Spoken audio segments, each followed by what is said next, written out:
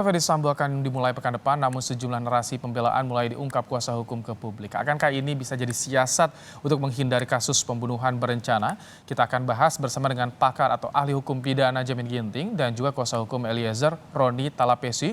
Selamat sore Mas Roni, Pak Jamin. Selamat sore, Mas Baik, Rahmat. baik. Selamat. Mas Roni, bagaimana strategi Anda menghadapi narasi yang kemarin dari pihak Sambo dikeluarkan?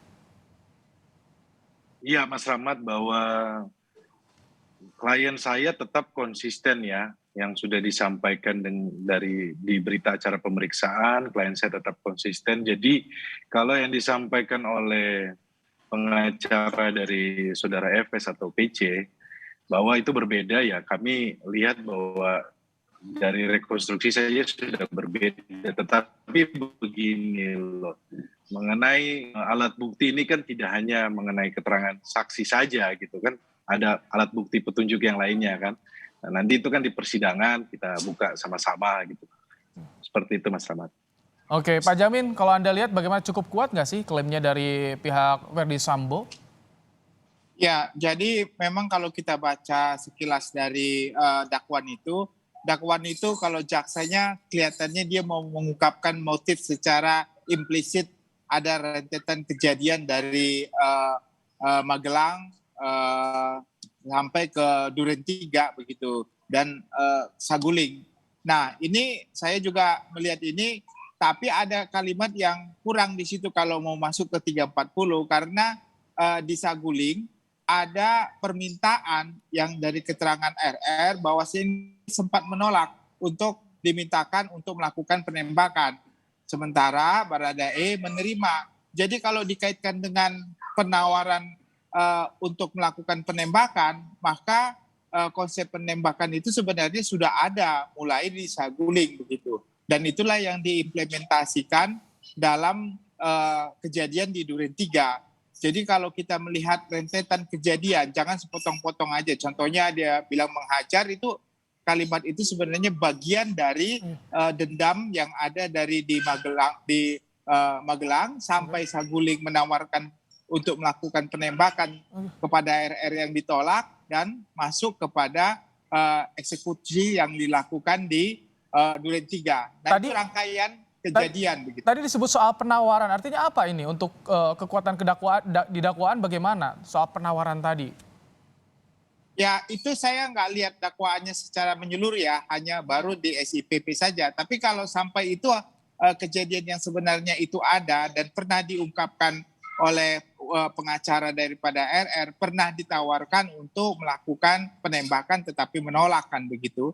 Nah, itu kan berarti sudah ada komunikasi niat untuk melakukan penembakan dan ditawarkan kepada RR, tetapi penawaran itu ternyata ditolak dan Baradae menerima penawaran penembakan itu. Nah, itu kan konsep bahwasannya sudah ada rencana yang memang dilakukan begitu. Masuk ya konsepnya perencanaan. Nah, Mas Roni, bagaimana? Ini soal penembakan ini, perintah penembakan jadi perhatian kemarin. Jadi bagaimana? Apakah ini termasuk juga akan mengganggu persiapan sidang nanti dari Eliezer? Perbedaan keterangan.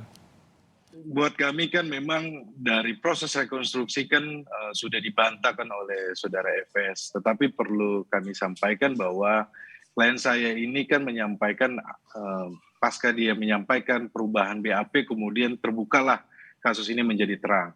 Nah, klien saya dan tim pengacara kami tidak terganggu ya dengan statement-statement seperti ini, tetapi perlu kami sampaikan bahwa kami sekarang adalah fokus untuk pembuktian nanti di persidangan. Nah, kalau bicara soal kata hajar itu, sebenarnya kan harus lihat dari rangkaian peristiwa sebelum Duren 3 di rumah Saguling sudah ada perintah. Nah, perintah itu perintah tembak, itu sudah disebutkan oleh saudara RR. Kemudian perintah tembak, ya klien saya sampaikan betul itu adalah perintah tembak. Perintah hajar juga ada ya? Yang disampaikan Eliezer? Tidak ada. Karena pas di rumah Duren 3 itu adalah perintahnya adalah woi tembak, kau cepat woi tembak gitu. Jadi itu sudah yang disampaikan oleh klien saya. Nah, kemarin kan kalau dibilang bahwa kesaksian klien saya, nanti dibuktikan saja siapa ini kesaksian yang paling bisa dipercayai gitu kan, dari dua profil ini, satu saudara FS, satu saudara ini Baik, RE. ke Pak Jamin ya, yang kita sini tanya. kan kita lihat, iya. Pak Siapa Jamin sih ini bagaimana kalau perbedaan keterangan dari dua-dua tersangka nih Pak Jamin? Ya, pada prinsipnya nanti kita lihat ini kasusnya, contohnya Baradae itu memberikan keterangan untuk kasus Pak FS. Nah, keterangannya ini menjadi kuat karena dia pasti disumpah. Tapi kalau keterangan FS dalam perkaranya sendiri, itu kan keterangan terdakwa. Nah, kalau keterangan terdakwa kualitasnya sangat rendah. Jadi walaupun masing-masing memberikan keterangan yang berbeda, tapi majelis hakim bisa melihat dari keyakinannya ya di pasal Kita tunggu ya. dan buktinya. Baik, kita tunggu nanti bagaimana keyakinan majelis hakim, terutama hari Senin sidang perdana dimulai. Kita nantikan bersama, kita simak bersama jalannya persidangan. Terima kasih Bung Roni Talapesi dan juga Pak Jamin Ginting telah berbagi pandangan dalam program Kompas Petang sore hari ini. Terima kasih, sehat selalu.